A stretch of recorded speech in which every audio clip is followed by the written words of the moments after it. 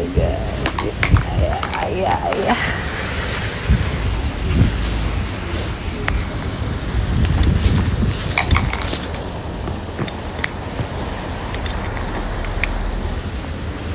It's raining.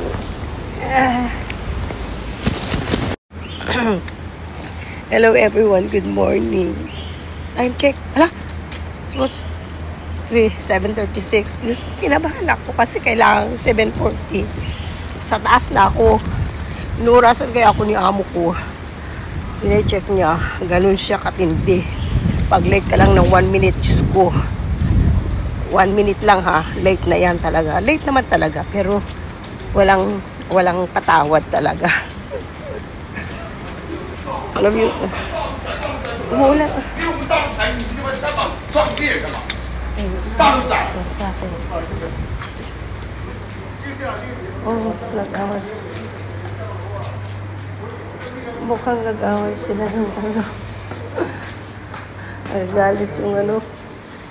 Mukhang nag-away sila. Ay, alam niyo guys, iiyak ako talaga kahapon. Kasi I'm okay naman na. Kaya na. Nung Sunday, okay na ako eh. Tapos, nung ano naman, kasi nagpahilot ako. Tapos, nung Monday, okay pa rin. Pero kahapon, okay na ulit. Bumalik yung sipon ko. Hindi ko alam. Tapos si sir ko, nahawaan ko siya.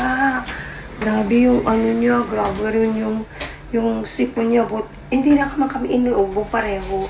Talagang ano lang, sipon lang talaga. Alam niyo guys, habang nagtatrabaho ako, tapos nandun siya kasi sa salas, nagtatrabaho. Yung gumaganon ako, sumisingot-singot ako, pati siya. Sumisingot-singot din siya. Halos nagsasabay pa kami na, nahiya naman kasi ako na magsinga ba.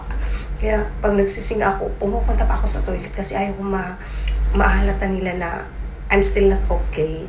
Actually, I'm still not okay talaga. Pero kaya ka pa rin naman magtrabaho. Pero kailangan talaga ito ng rest. Talagang overwork talaga ako guys. Kaya ako nagkasakit.